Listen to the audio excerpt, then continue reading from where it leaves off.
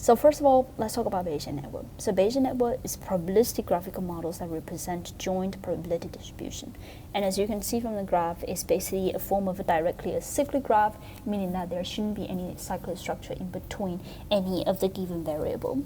And why is that? That's because in order to be able to operate and calculate posterior probability with Bayes' rule, we need to scope the situation so that there wouldn't be iterative computation required in the process of computing posterior probability, and that is why you will require a directly acyclic graph.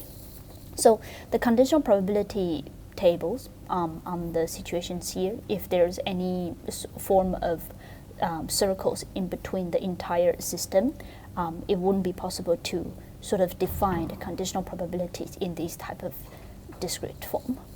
So very simply, with a directly acyclic graph, you will have nodes, arcs, and the conditional probability tables, in which we will talk a little bit about bit by bit in a second. But in this case, why do we care about joint probability distribution? Now, what will people would naturally want to compute joint probability distribution? And in fact, this is because we care about it because this is naturally how our brains work. Many times, if we want to make a certain decision, we want to collect as many information as possible for us to make an informed decision. And we want to understand for different levels of metrics what kind of a combination will result in a certain type of case. And that is why usually conditional joint probability distribution is of interest. So first of all, let's look at some of the 3 atomic structures of that directly acyclic graph. And this is a huge output from the Book of Y from Judith Pearl, who is a computer scientist, kind of like champion the work of Bayesian network, directly acyclic graph, causal structures. I will talk a little bit about his book, the Book of Y, later in the talk, and I really recommend everybody to go and see it. So the 3 atomic structures of any directly acyclic graph can be made with chain and fork and collider, a combination of either of these 3. So it can be a combination of 2 or combination of 3 or just one of them. And it turned out that understanding how to tell apart these 3 atomic structures is actually very important at identifying the conditional independence property. So for us to be able to work with dataset, we usually get data that's available to us in a tabulated form, and we just hope that we'll be able to infer dependencies between the data that we observe. And normally you wouldn't have a graphical structures that sort of tells you which variable affect which, and so these sort of tasks were then therefore left for computational programming to perform. And so many software packages try to recover graphical structures between variables like this, and these three structures are very important, and these are important because of the ability to let us understand whether there's any dependencies between any of the given variable. So let's look into cases bit by bit. So let's see if in situations of chain, if we want to measure the effect from x to y, let's say if we control for z, and so the value of z is fixed.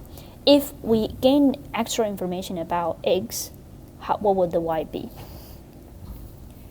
Because z is controlled and x is the only path, x's effect to y is only through z, and z's control is fixed. So we actually wouldn't know anything about y.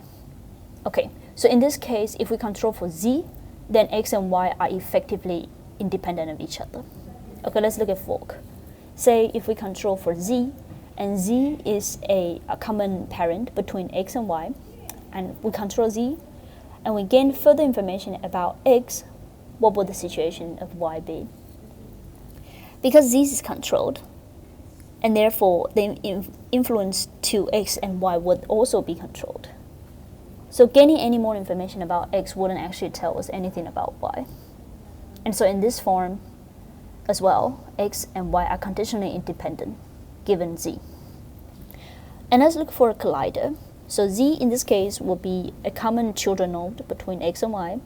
Let's say if we control for z, and we gain extra information, the value of x increase, what would the value of y be?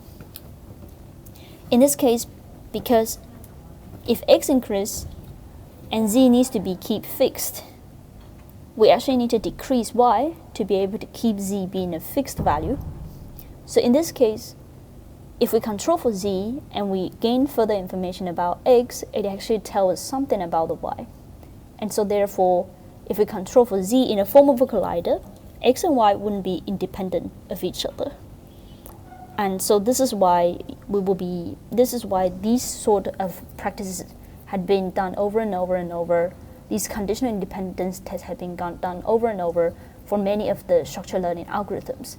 And these is operate based on this assumption that if any two given variables are conditionally independent of each other, statistically, they will also be conditionally independent of each other graphically.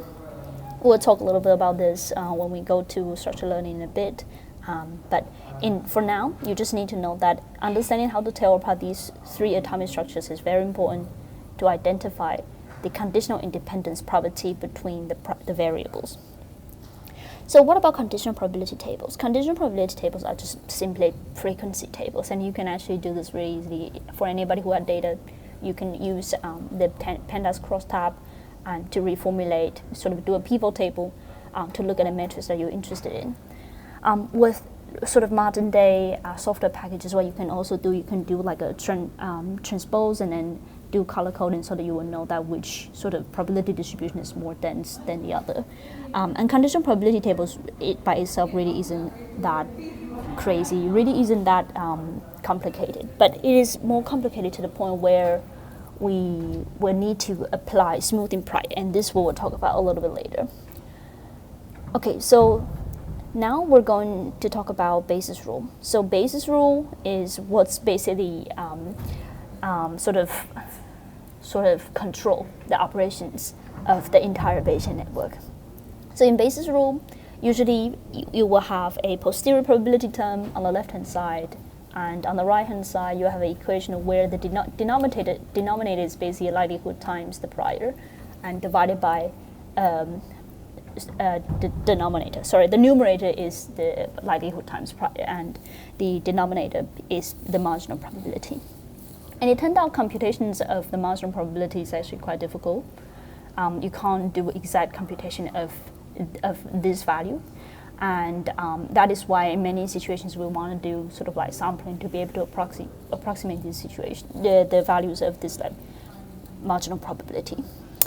And Bayesian statistics is considered an uncertainty mitigation process because, like, for any situations where we are unsure about, we simply integrate over all possible cases and therefore just disregard the variables that we're not interested in, and we consider all possible situations for that specific plane. So let's look at some of the working process of Bayes' rule. Let's say in a case where we have HCC and no HCC, let's say you're in the UK, we know that there's a probability of a population who do have HCC, who do have liver cancer, and there's a probability of population who do not have HCC. And this is our existing belief. And then let's say you're in a clinic and then someone walk in, and you saw this person who is a male, and you think that, oh, okay, now that I've got new information about this person as being a male, what would the likelihood be for this person to have HCC? So intuitively, you have already subconsciously made a change on the probability of this person's destiny of getting HCC. And so what we can do is basically just take the ratio between these two potential, you can call it hypothesis, the probability of a person who is male, given that he's a male, of getting HCC divided by the otherwise situation. And with Bayes' rule, you can expand both the denominator and the numerator into the full terms of Bayes' rule. And the next step is to sort of like cancel out the denominator term, so we just don't care about the marginal probability. We're just marginalizing out the person's sex situation, and this you will end up with basically a what we call the your prior belief ratio times the likelihood ratio, which is the Bayes factor. And this is why you update your existing belief by doing the multiplication of the Bayes factor, and this allows you to obtain the posterior probability, which is the hypothesis ratio that we're interested in. So the prior belief sometimes usually does differ, but depending on which setting you're at, and that is okay, because in situations like this, we build a Bayesian network and build Bayes factor to model this thought process, and this actually helps us communicate.